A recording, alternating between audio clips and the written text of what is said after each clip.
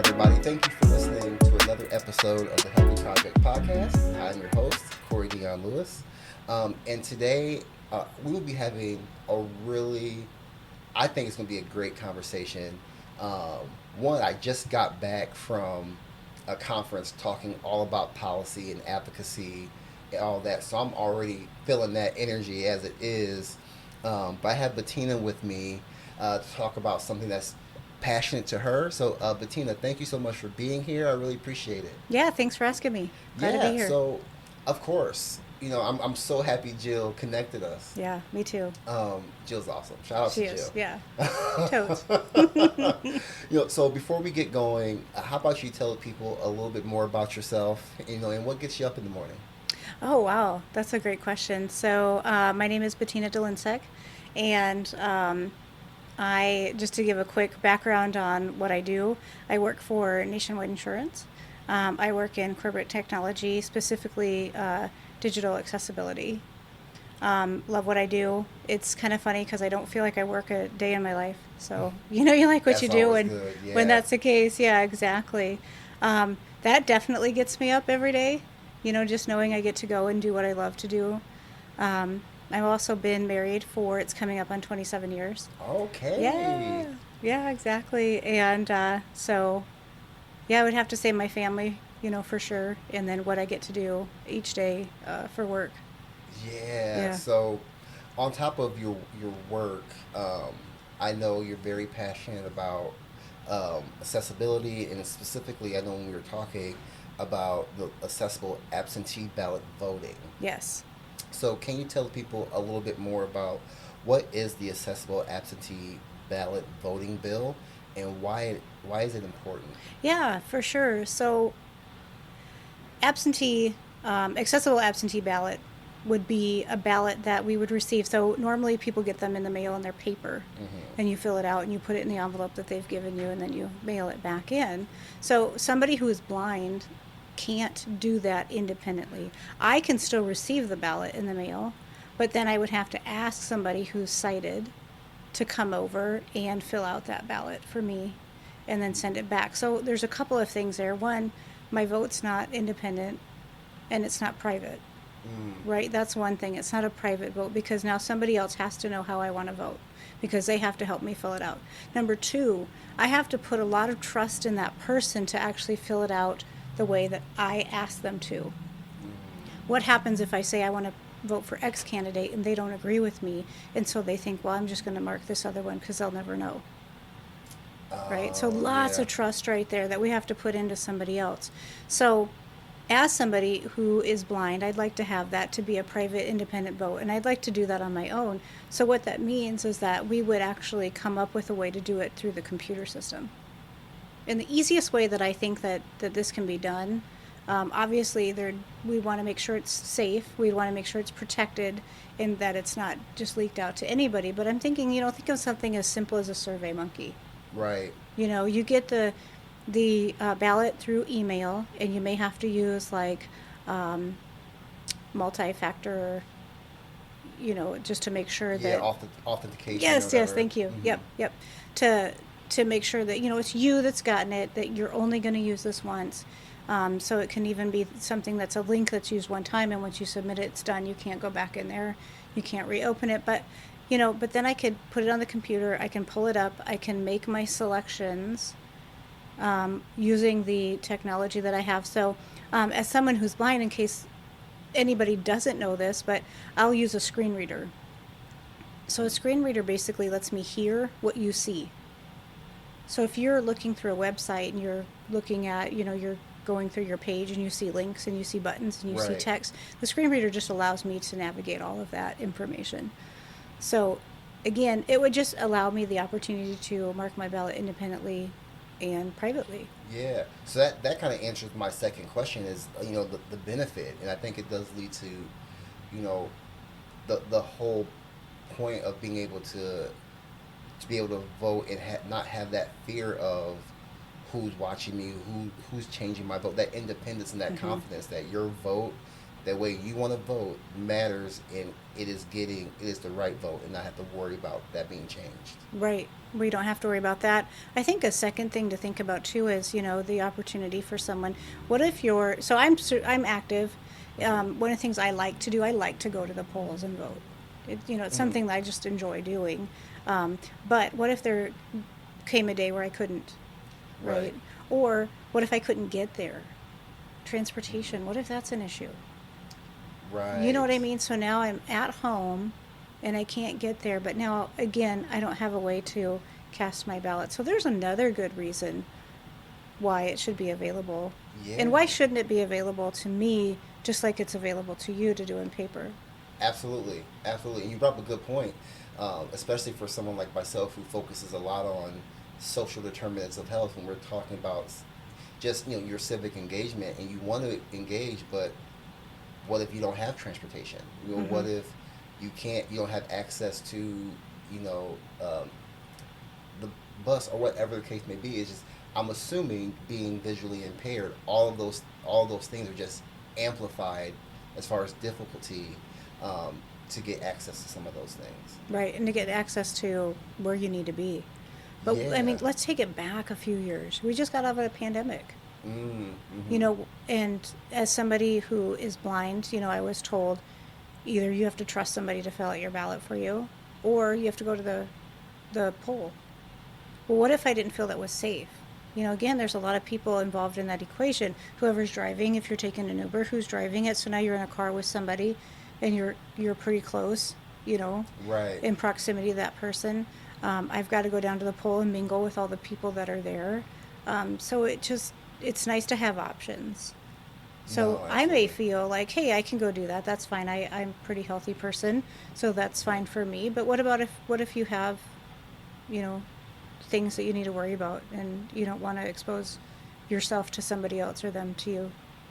Yeah. Are there any misconceptions about the voting process for visually impaired that you'd like to clarify?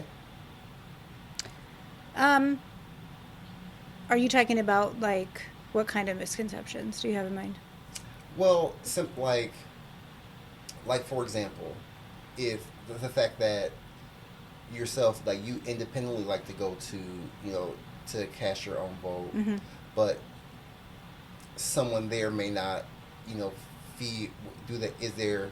Are there concerns? Everybody just kind of okay, yeah, she can come have her do her vote. Or is there any pushback, I guess? Yes, from the powers that be. Yeah. That can put it into. Yeah, I try That to can say get it those without- wheels moving. Yeah. That's what I thought. And yes, what we keep being told is we want to make sure it's secure. Mm-hmm. So if I get a paper ballot and you fill that and you pop it back in the mail, can that get lost? Can that get in the wrong hands? Yeah. Can somebody tamper with that? They sure can. Mm-hmm. I would think it'd be actually a lot safer to do it through a secure website. Yeah. But that's the whole pushback we get. So I am excited to say that this year it did, when we brought it to our state government, it did get out of subcommittee and it got nice. out of committee. So it was actually, this bill was actually on their agenda to vote on when they were all together, and it just never made it to, they just never put it on the agenda. So we're getting closer, I hope. Maybe next time they'll actually put it on their agenda, but people probably look at things, and the things that, all the bills that are coming through, everything that they have to vote on, I'm sure they just, either they don't want it there, and they're just, or they just feel like it's less of importance than other bills that they're voting on. Right, but how can we advocate to let them know that this is important, especially we have this in the election year. Mm-hmm. What can someone like myself or anybody that wants to advocate for easier accessibility, what can someone do? Talk to your representatives. Mm. That's what I Easy, did. yeah. I mean, that's really what I did. I went out and one person that was a real advocate for us is Heather Madsen. Oh yes. Yeah.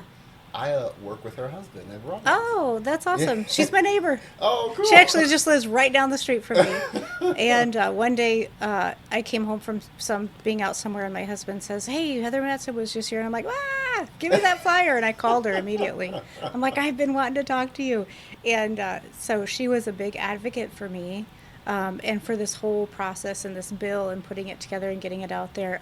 There are a few other states that do offer accessible absentee ballot voting, and so I was able to get a hold of a few friends that were in there and say to them, "Hey, can you send me your information on how you guys did this? You know, what..." Sorry about that. That's okay. Stop talking. But I would ask them, send me how you guys did it. Because what I want to do is pass that information along to our representatives to say, see, this is how easy it is. Right. This is the step-by-step process that another state has done that's made it, that's passed the bill. Right. So I want to do my part in getting as much information as I can so that Iowa's not starting from ground zero, but we're not reinventing a wheel that's already invented. Right. People are already putting it in place, seeing that it works. Like copy and paste. Let's just let's just do that. Yep. Do you have a long-term mission for accessible voting in Iowa or beyond? Like, what does that look like for you? I would love to see that the absentee voting is accessible, that anybody in Iowa who's blind or low vision or even has any kind of reading disability can have access to it, that it's as easy as just, registering to vote and just marking that spot, I want the accessible absentee ballot. I would love all people to have access to that who need it, but I want it to not be a fight. I don't want it to be where there's some issues as to why we can't do it, but I would love to see from now into the future that it is possible. It is safe. It's going to get more voters out there. It's going to get people who maybe are shut-ins, who have the same, questions about a private and independent vote, able to do it and not even worry about it. Yeah, and just from someone like myself, given the past couple elections in our state, going to somewhere to vote, the tension in the room is crazy. And there are times where I still go and vote because I'm about that life. You know what I'm saying? Like, you're not going to scare me into going to vote. Right. But you hear these stories about certain people posting up at voting spots and trying to intimidate you. Yeah. And I can see how that could deter somebody from wanting to go and vote. Like, I'm not trying to deal with that. Right. So just even having, which is awful. I hate that people have to deal with that. But having the option to not have to deal with that for all people would be, I think, a super benefit. Yeah. Yeah. You brought it up a little bit already, but you talked about how, it would be nice if you could just have a website, a secured website to cast your vote. How do you see technology playing a role, any other technologies playing a role in accessible ballots or in the voting process in general? I could see it at some point being where you just do it on your phone. At some point, way down the line. I'm sure they would want to bring it to a PC first, just because they want to make sure of that safety, the security of it, so it's not falling into the wrong hands. And obviously, we don't want our information shared out. That, we want to protect ourselves too. Right. So, if they could find a way to do that safely, I think that'd be great. Some people don't have access to computers. Some people just have a phone, or they just have a tablet, or a device like that. So it would be neat just to be able to have an app or have something that would be really simple to pull up.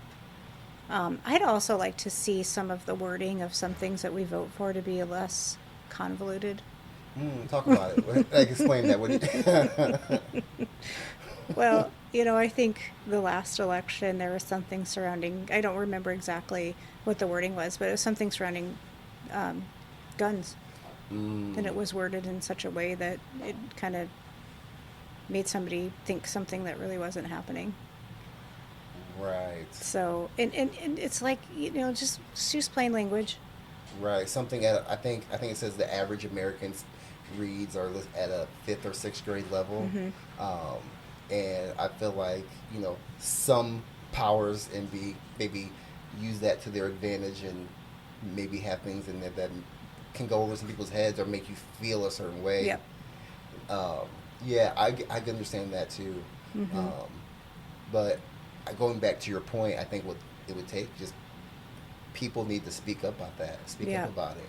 You know what I mean? Yep. Speak up about it. Go talk to your Your representatives. representative, Yep. yes. Be there.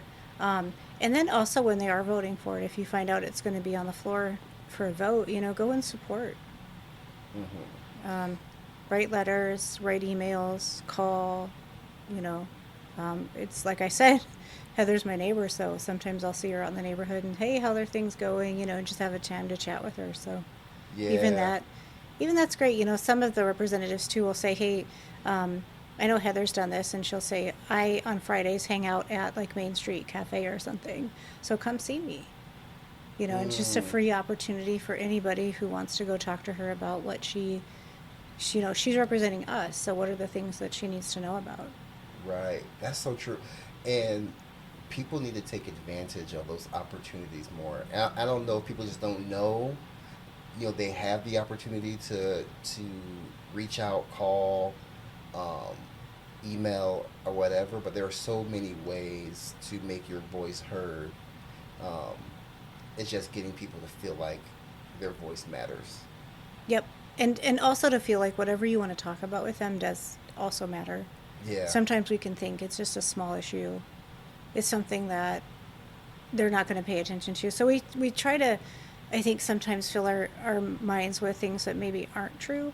Mm-hmm. We kind of start having self-talk, and we're already kind of nervous, and we don't Right. want to take up their time. We know they're busy, but I don't think we should feel like that. Yeah. I No. don't think they would make you feel like that either. No. I agree. I agree. So I know you're also, you play the role as, if I'm correct me if I'm wrong, but the president of what was Unite was Oh, you Iowa Council of the United Blind. Iowa Council for United Blind. Mm-hmm. Tell me about uh, that experience. I know this is the ballots is a big push for you guys Mm-hmm. right now. But what are Yep. some other things you guys advocating for or trying or doing with the work there? Yeah, so I've been the president now for, this is my second year. And really, we do a lot of educating in the community about blindness. We do a lot of advocating, like we just talked about with the ballot. One of the projects that I'm currently working on is with the Historical Society and Oh, trying to cool. help make their exhibits accessible for anybody to come in and experience. So if I wanted to go over there and walk through, I'm a big history nerd too. So one of my other things I enjoy. So if I want to go over there and check out an exhibit, what are some things that we can do to make it accessible? Maybe have audio captions for some of the Mm, artifacts. If you can read about them, maybe you just put on a pair of headphones and use an iPad or something, and then you can listen to that. Um, Depending upon the artifact, maybe they might have something there that's like a replica that you can feel, so you can see. If you guys are right. looking at a Civil War uniform, maybe they've put something out there that's not necessarily from that era, but it looks exactly like what's in the case. Right. So you can feel it. Um, so again, that's another thing that we're advocating for. We have our state convention each year, which that's coming up in August, and we just get together and we talk about what we're doing. We bring in speakers to help encourage us. Different areas throughout the state we want to know about, like the Iowa Department for the Blind. What are you guys up to? Mm, How can we work together? We also try to work with the folks from the School for the Blind, because these are young people now, and so how can us as older people, mentor them maybe, or right. help with questions. They might say, I'm going to college, and what should I look for? So we want to definitely be there for that as well. No, that's cool. When I um, when Jill Wells was here, sitting in that same chair you were, same couch you were sitting on, um, and she was talking about accessibility and things you can do to make even your social media posts more accessible. Mm-hmm. Mm-hmm. It got me thinking about my content. I put my website into this platform, and I got the worst grade ever. And because it was just something, if I'm being honest, I wasn't Mm-hmm. even I built my own website. Sure. So it was just saying, hey, here's an image. I would just put the image in there. Oh, sure. Yep. I wasn't even thinking about like the alt text or right. anything like Right. that. Right. And then I look at this website that was like, in the nicest way possible, your website sucks. And now I got to go through all these pictures and all these blog posts, which I'm taking my time. I'm going to do it. Yeah. To make them more accessible. It's eye opening. You know, like to see it's like, yo, man, if somebody really wanted to rock with my content, Mm-hmm. they would have no idea what was going on my website, because it just wasn't. I made it easy for myself, but I didn't make it easier for those in the world to like from different points, you know, different types of people. Mm-hmm. So I was really appreciative of that conversation, because now I am really trying to put an effort into it. But are there any other, like, if someone like myself wants to make their you do this for a living with Nationwide. I do. Yep. Yeah. So Mm-hmm. like, if somebody wanted to make their content easier to access, what are some of your suggestions? Like for myself, I wanted to improve my website. Mm-hmm. What could somebody do? So here's some easy things. So you talked about alt text on your images that you put on there. So one of the things that I ask, or say, you know, to developers that I talk to, I'll tell them, ask yourself a question: does this image add anything to my website?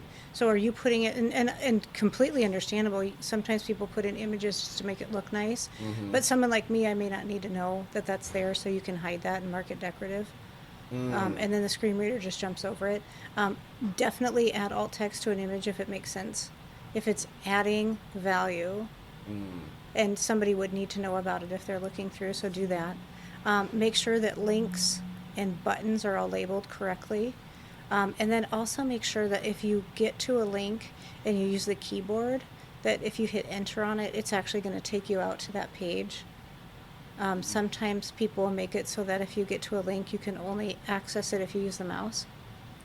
But somebody who uses screen reader like myself, I'm only using the keyboard to navigate the screen.